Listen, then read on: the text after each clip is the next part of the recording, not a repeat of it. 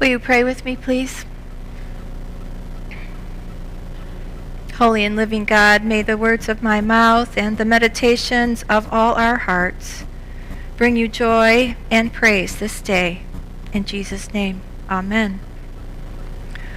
So we are on week 3 of our stewardship campaign, and I just want to affirm that if you are visiting, that we're glad to have you here, but please don't feel like we're asking you to sign on the dotted line.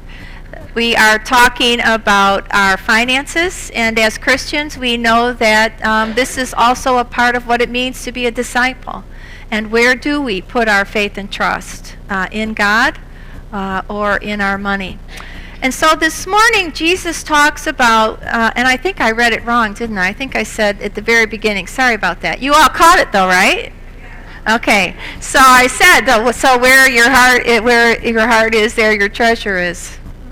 Right? Or however I said that. But you all knew what I meant, and it was incorrect, right?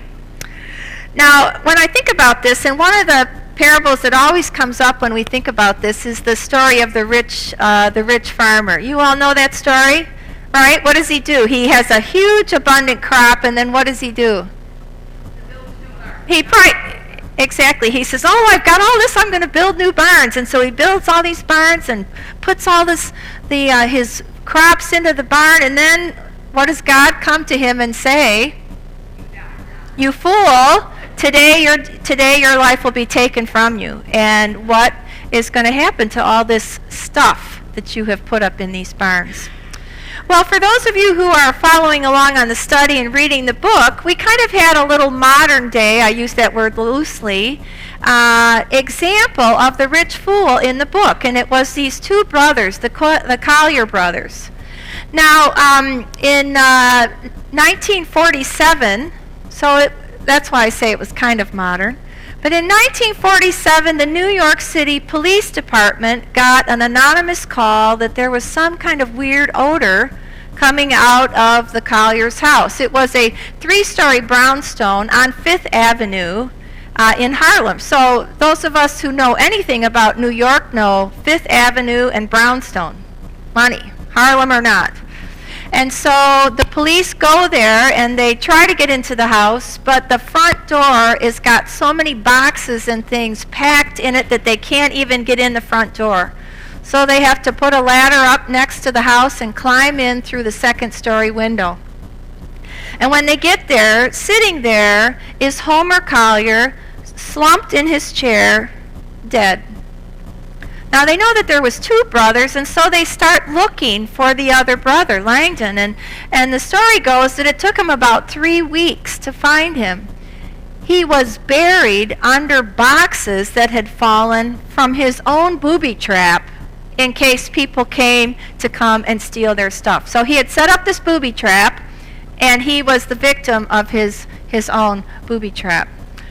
So some of the things that we're told was in this house was 12 pianos and 2 organs, decades and decades of newspapers. There was even a chassis of a Model T Ford, buried underneath all the boxes and things like that. There was also a buggy. These were 2 bachelors, don't know what they needed with the baby buggy. But over time, the police and the firemen took the things out of the house, and what they reported was that there was over 130 tons of stuff. 130 tons of stuff. That is a lot of stuff. But then again, if somebody came into our house and started taking the stuff out of our basement and our crawl space, especially for those of you who haven't moved in a while, that's the good thing about being a pastor. You have to, periodically you have to move, and so you can look at this stuff and you say, I haven't used it in 10 years. Do I really want to take it to the next place or not? We can't take it with us. We want to, but we can't take it with us. And so, how are we supposed to save all we can this week, as John Wesley is encouraging us? And John Wesley's not talking about save all the stuff that we can. I mean, we can give some of our things away to people, and sometimes that's helpful. But mostly John is encouraging us to save all of what we have earned from last week, to save all that we can. And he does say to us, you need to be careful, hence the funny proverb this morning about the knife to your throat. But one of the things that John talks about is we've made all this wealth now, and we need to be careful that we don't get caught up in, now that we've achieved this, that we start spending this on what he would say frivolities and stuff. So very much he talks about delicacies, and I think if you think about the time in which John was born and living, there really was very, simple eating, and then there was probably these really expensive delicacies and things like that. So he encourages us to not get caught up in this eating too much. He said, we all know that the glutton and the drunkard isn't the way to live, but for those of you who are not doing that, be careful also. And then he talks about the sin of desire of our eyes, the desires of our eyes. Nice clothes, a lot of nice clothes, shoes, a lot of shoes, purses, tools, a lot of tools. Those things where we see it and we have to have it. And then the last thing that John talked about, and I think that this is the most slippery slope of all, is this pride that we buy things because we want people to think well of us, or to look at us and think, oh, well, they're really doing well, that we buy the bigger house, we buy the brand new car, we get all the bells and whistles. I have a girlfriend who's a pastor, and she drives a Lexus. Now, I mean, her husband makes quite a bit of money, and so they pay for that Lexus out of his money. But there is some kind of a perception there, right, that really should a pastor be, driving a Lexus? What kind of message is that to send? I mean, I'm not judging her. She's a good friend of mine, but I'm just saying that the choices that we make with our money can say a little bit about us, and so we need as Christians to be careful about that. I don't want you to come to my house and see my clothes. I have a lot of clothes, as so all of you know. I admit that. I'm really, that's, that we all have our things. Mine are coffee and clothes. So, but I do want to say that when you see me always with my Starbucks cup, I usually am just drinking the regular coffee. I'm not kidding. I'm not. But I do have the gold card. So if you have a gold card, once you buy 12 coffees, then you get a free coffee, and it's then that I get the grande 5-shot latte. So now once in a while I do buy the expensive ones, but you know what I'm saying. And I am cheap that way. I don't want to spend $6 on a cup of coffee. So we pick and choose, don't we, our money and what we're going to spend our money on. The last thing that John talked about, which I thought was interesting, and I think especially for us is a wise word for us, is don't spoil your children. Don't spend your money on spoiling your children. We live in a time, don't we? Most of you have raised your children, and I bet that each and every one of you thought, well, I want my kids to have a better life than I did. And so I want to make sure that they get everything that I didn't get. Anybody do that? Yeah, we do that. And so then the next generation says, well, I want my kids to have everything that I didn't have, and so then we give them everything that we didn't have, and the next thing you know, a 2-year-old is having a $300 or $400 or $500 or $1,000 birthday party. Where are you going to go from there?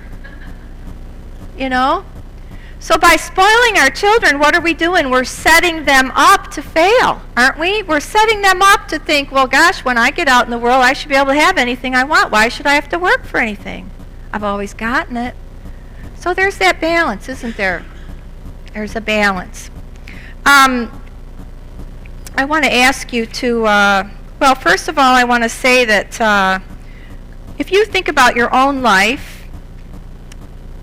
what are some of your best memories as a child? What's the first thing that comes to your mind when you think about a best memory? as you were a child growing up? Sandy? Playing outside, being outside with your friends. Right, thanks. Somebody else? Sunday dinner with my dad. Okay, Sunday dinner with your dad who was a farmer. Jim? Listening to Grandpa practice his sermons. Nice. You notice anything here?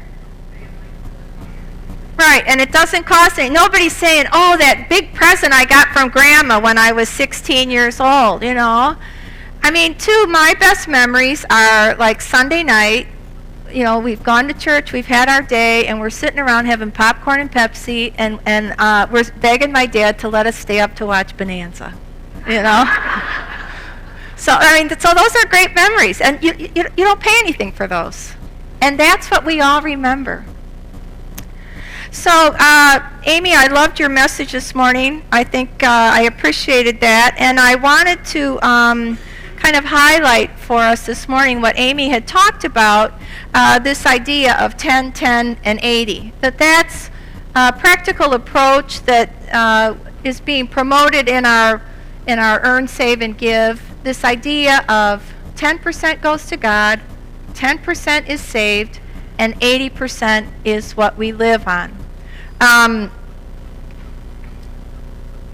You have a handout in your bulletin. I'm going to ask you to get that out now since we're talking about percentages. It says a revealing breakdown of our congregation's giving patterns. Everybody got it?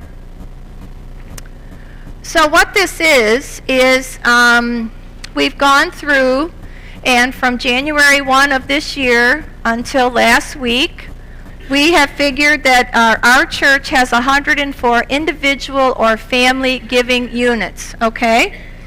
And then what we did was we broke that down, we divided it by 44, and that gave us the weekly giving figures for the general fund. So this is money that has been given to the general fund only.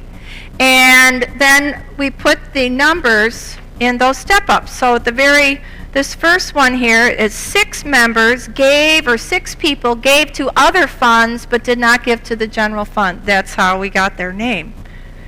The next one, 32 members gave between 1 cent and $4.99 a week. Now maybe you don't give every week, you write a check once a month or however you do it. So what we did was took the total that was given and we divided it by 44. So that's how it breaks out to every week. Kind of like Amy was saying, that when we do it in smaller chunks, it's easier to understand. So 32 folks who are family units who have given to our church have given $1 to $4.99 per week. That's how it breaks out. And then you can see up there, the largest group is the family units or individuals who have given from $10 to $19.99, 17 units there. So what I want you to do this next week, you're going to be getting a letter from Sue and I, and you're going to be getting a card like this, and we're going to ask you to pray and consider about pledging to your church. And so I want you to use this, find out, go back and see how much you've given your church, and figure out where are you, which giving unit are you on this step-up chart. And then on the back of the step-up chart, it has weekly income, and this is a guide. It's just a guide for you. And look and see, where you are there and where you are on the back of this. So in other words, if you had $500 that came in a week, and you gave 15%, you would be given $75 a week. If you were more like the average person, you can see $500 a week. If you were giving, let's go all the way down to 1%, you would be at $5 a week. So that's right about where our largest group. What does God want you to give to your church? So I give you this as a tool and encourage you to think about it and pray about it, and then next week come with your cards. Her name was Grace Groner. I remember the article because it was so unusual for me. She lived in River Forest, and I had done a little bit of ministry up in River Forest, and that was really hard doing ministry in River Forest. First of all, we didn't have a church up there. I was sent up there to see if we wanted to start a church. And I don't know if how many of you have been in River Forest, driven around River Forest? It's on the North Shore. Well, it's hard to see the homes or even get to the homes because they all have these huge shrubbery around the houses. The houses are so big and on such big pieces of property that you really can't even see the house behind the shrubbery. So it's really difficult to do walking and calling on people as opposed to our community where you can walk and meet people on the street. So this woman, Grace, grew up in River Forest. She was adopted by a family at the age of 12. Both of her parents had died. And they sent her to Lake Forest College, and she got a job working at Abbott Lab as a secretary. And she worked for Abbott Lab for 43 years. And after she'd been there for a while, she got this opportunity to buy some stock of Abbott Labs, and she bought 3 shares of stock for $60 each, $180. And by the time Grace retired, she had quite a little nest egg. Now, she lived in River Forest her entire life, and the newspaper article talked about the fact that Grace lived in a small one-bedroom house in River Forest. She must have been downtown because this must have been one of the original houses. In fact, the story said that this was one of the servants' homes. And she certainly could have afforded a much nicer home, but she never did. That wasn't what she wanted to spend her resources on. In fact, the story goes that when they came to clear out her house, she had one of those, this was 2010, she had one of those big box TVs, remember those? Probably some of you still have some in your house, and if you do, good for you. As long as the picture's good, right? When she retired, Grace went traveling. She was not a miser. She wasn't like this with her money.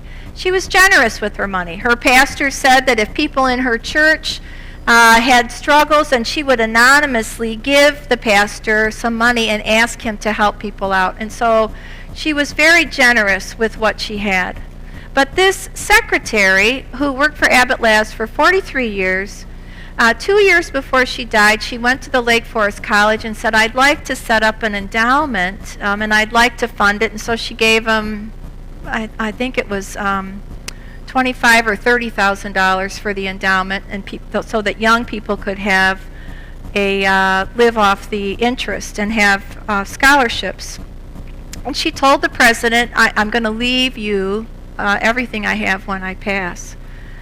And so imagine the president's shock when the lawyer came into his office and said, Grace has passed, and her net worth is $7 million. This is a true story article, March 5th, 2010. Because she lived within her means, she didn't need all this extra stuff that we sometimes feel that we need. And she was able to then turn around and give it back in a way that was good for her, a way that spoke to her. So I want to say to us this morning that I think all of us are probably, each and every one of us is in a different point on this spectrum, right? Some of us might be, the thing about hoarding is, there is that TV show, Hoarders, And then there's even this thing, it is a disease. Well, maybe it's a disease. But it seems to me that what happens is we want to hold on to our stuff, and then the only relationship we have is the relationship with our stuff, and then the things that we're trying to keep everybody else from actually imprison us, right? And so this idea of seeing our money as a gift from God frees us up to not be so wrapped up in it. But anyway, so we've got those of us over here who aren't quite sure, and we're struggling with how do I give and how do I save. And then we've got people on this other end over here who are like Grace. who already have this figured out. So you're on that spectrum somewhere. For my own personal story, my husband Mark was a very successful salesman, and he worked in LA for about 5 or 6 years. And he had great stories about going to the comedy clubs and the people that he would run into, And he did very well for himself, and then he got transferred to Atlanta. And when he got to Atlanta, now he was making this money that you get in LA. And when you live in Atlanta, the cost of living is much less. And so he bought a big house and then got a place. He had a summer place, and we had the big car. He never told me what kind, but it was probably a nice big car. And then he lost his job. And this was a difficult time. It was it was the end of the 80s, 88, 89. And he ended up losing both homes and the car, and he was quite humiliated. Well, he ended up getting another job. He was a good salesman, and he ended up getting another job, and then he ended up coming to Chicago and working for Shaw Contract, and that's when I met him, when he came to Oak Park. So Mark looked around, as was his custom, and decided that he wanted to live in Oak Park. His office was in the Loop, and so he looked in Oak Park. And Oak Park, like most neighborhoods, has an entry-level area where the homes are more, are average homes. And so he put in a bid for this house, and he went to the bank, and he told me this. I wasn't with him at the time, but he said, I walked in and I said to them, okay, this is the house I want to buy, and this is how much money. And they said, well, we could loan you like 3 times more than that. Why don't you let us loan you 3 times more than that, and then you can buy a bigger house? And he said, I want to borrow this much money. He said, I don't want to do that. And then when we got married, and then, we lived our life. When we were going to make changes to the house or updates to the house, Mark would wait until he had saved the money, and then he paid cash. When we got engaged, I went with him to pick out my wedding ring, and he asked the guy, how much is that going to be? And he told him, and he whipped out his checkbook and wrote a check. I said, who does that? He said, I do that. But that's how he lived, and that's what Mark taught me, was to live within my means. To live within my means.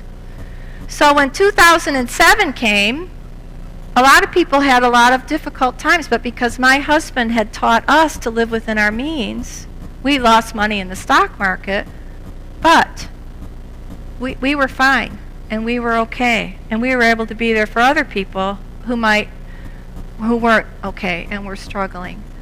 So he taught me to live within my means. He taught me to balance my checkbook. Babe, I still don't do that. Sorry. The joke in our house was, you think if you have a check, there's money in the checkbook. I said, no, I don't. But I just hate balancing my checkbook. And now with online banking, you really don't need to balance your checkbook. But to be thoughtful about how we spend our money. And so when Mark passed, we had money saved. And so I was on sabbatical for a year, and I was not getting paid. And part of what happened for me was I had this house, parsonage, with all this furniture, and I didn't want to put all of it in storage, and so I gave some of it away. I gave Mark's office furniture away. I gave away the things that we had down in the basement, in the second, in the TV room. I'm telling you, I get more. My friend who I gave that to comes to me all the time and says, "Oh, we love this. We're using it." And so I didn't realize that by doing that, I was helping myself, but she got so much more out of it than not.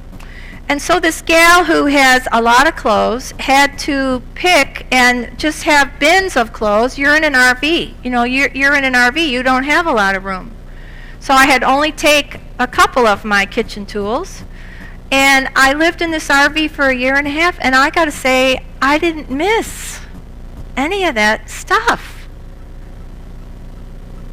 And then I got here, and I moved here, and I started taking my stuff out of storage and putting it away, and I was like, oh yeah, I like that. So and I started, I didn't spend too much, but I did go out and get all these pictures done, and I did have to get a couple things for my house, and I did notice that there was this initial desire to go out and really spend.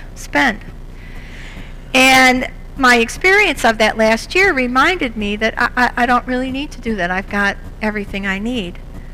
But I'm telling you all this to tell you that for the last year and a half, I've kind of just been living on my savings, and I haven't really thought about what I've been doing. You know, if I need something, I just get it. Well, I'm getting a little pressure that it's time to start putting together a budget. And so I stand before you this morning saying I need to be doing the exact same thing that I'm asking you to do. You know, I need to put 10 away for the future. I need to give 10 to my church. And I need to try to live on 80%.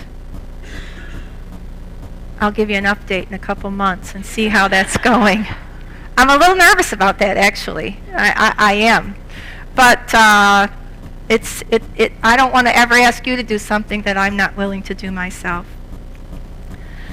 So let me close with this, that the most important thing for me,